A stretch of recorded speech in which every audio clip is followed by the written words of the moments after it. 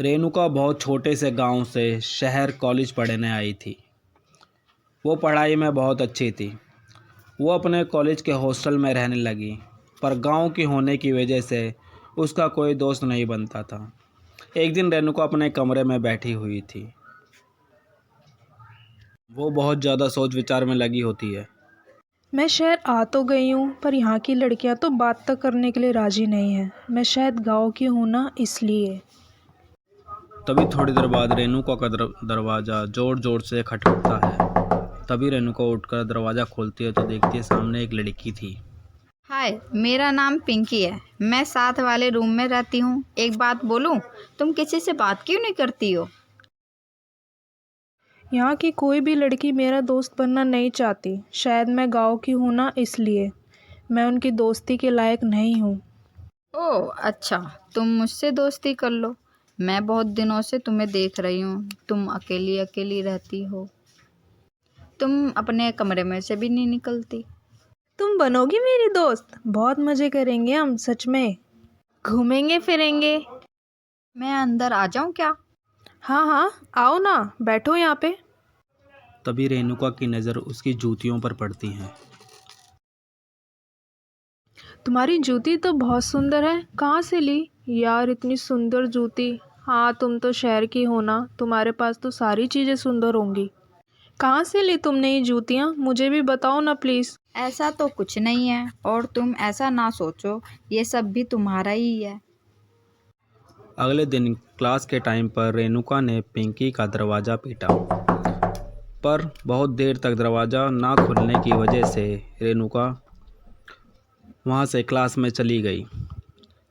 और क्लास से आते ही पिंकी दरवाजे पर खड़ी दिखी।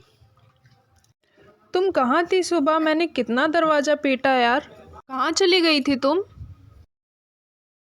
यार मैं सो रही थी, कल बहुत थक गई थी।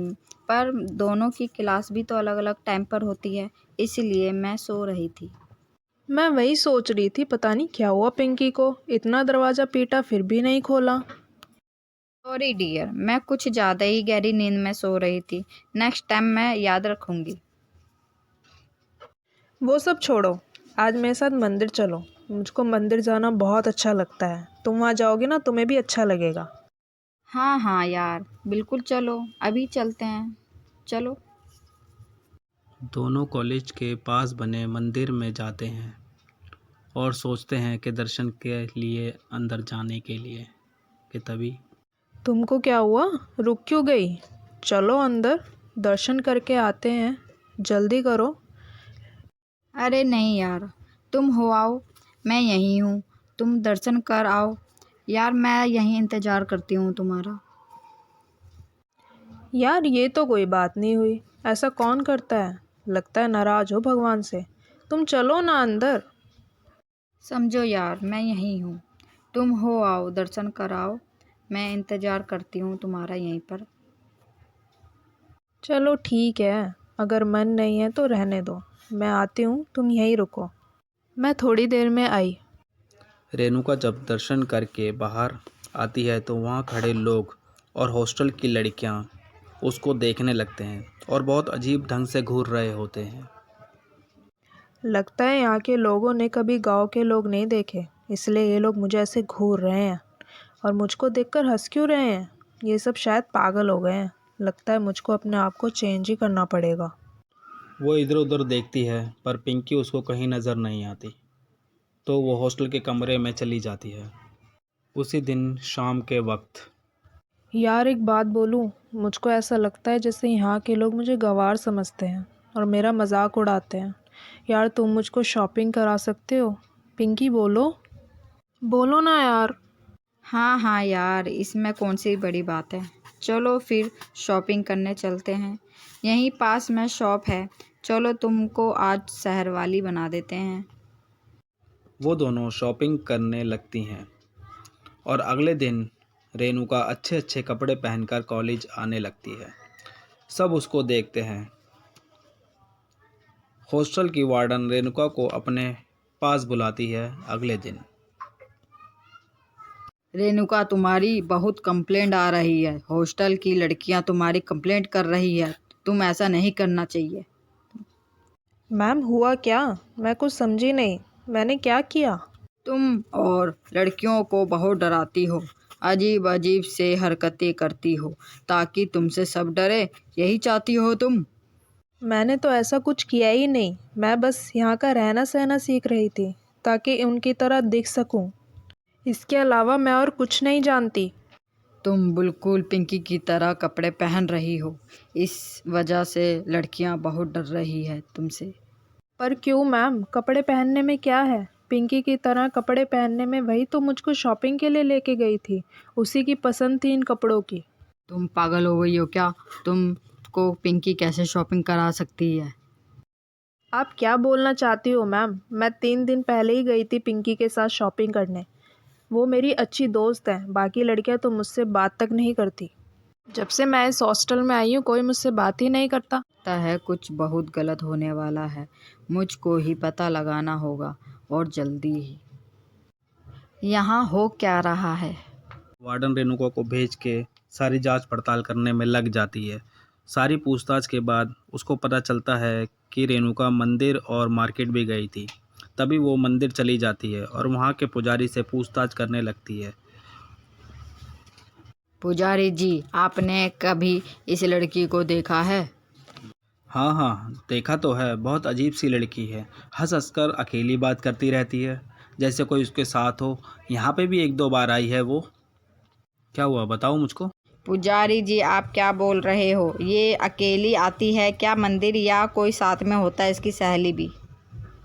नहीं नहीं, ये अकेले ही आती है, कोई साथ नहीं होता इसके। पर ये बातें ऐसे करती है जैसे कोई इसके साथ हो। वार्डन पास बनी वाली सुपरमार्केट में जाती है। वहाँ कपड़े की दुकान में जाकर फ़ोटो दिखाती है। भाई साहब, ये लड़की आपकी शॉप पर कभी आई थी क्या? जी हाँ, आई तो थी मैडम। पर मुझे ऐसा लगता है कि उसके दिमाग में कुछ प्रॉब्लम है। पता नहीं किस किस के कपड़े किस किस को दिखाकर पूछ रही थी, ये कैसा लगा वो कैसा लगा, पता नहीं क्या कर रही थी वो। मतलब इसके साथ कोई सहेली नहीं थी? नहीं नहीं मैडम, बिल्कुल नहीं। बस कपड़े देखती, हंसती और अकेले में बात करती और फिर लेके चली जाती। वार्डन को सब समझ आने लगता है। वो वापस हॉस्टल आ जाती है और रेणुका को फिर से बुला लेती है अपने पास। रेणुका, तुम तो बोल रही थी कि पिंकी तुम्हारी बहुत अच्छी दोस्त है, मिले कहाँ तुम? मैम कैसी बात कर रहे हो आप? मेरे साथ वाले रूम में ही तो रहती है। क्यों मजाक कर रहे हो आप? आपको सब कुछ पता है। अच्छा अच्छा, अगली बार जब मिलो तो उसके पैर जरूर देख लेना, सीधे हैं या उल्टे। पर क्यों मैम? क्या हुआ? बताओ ज़रा। वो हील अच्छी पहनती है, मुझको भी लेनी है उसकी तरह हील। कुछ तो बताओ मैम, आखिर बात क्या है? मुझे भी जानना है। जितना बोला है उतना करो, जब उसके पैर देख लो तो मेरे पास आ जाना। और वो वहाँ से चली जाती है और चुपचाप पिंकी के रूम में घुसने की कोशिश करती है। जैसे ही दरवाज़ा खोलती है तो अंदर खूब अंधेरा होता है। तभी देखती है कि पिंकी सो रही है। उसके जूते नीचे रखे हुए थे। ये अच्छा मौका था कि पिंकी के पास गई और चादर देखती है कि तभी वो ज़ोर से चादर हटा देती है और ज़ोर से चिल्लाने लगती है और वार्डन के रूम की तरफ जल्दी से दौड़ लगाती है। क्या हुआ रेनू, ठीक हो ना? तुम चिल्लाई क्यों? ऐसा क्या देखा तुमने? वो वो मैम, पिंकी के पैर उल्टे हैं। वो ऐसे सो रही थी जैसे मरी हुई हो। मुझे बहुत डर लग रहा है मैम। आप मुझे बताओ वो बात क्या थी जो आप बताना चाह रही थी?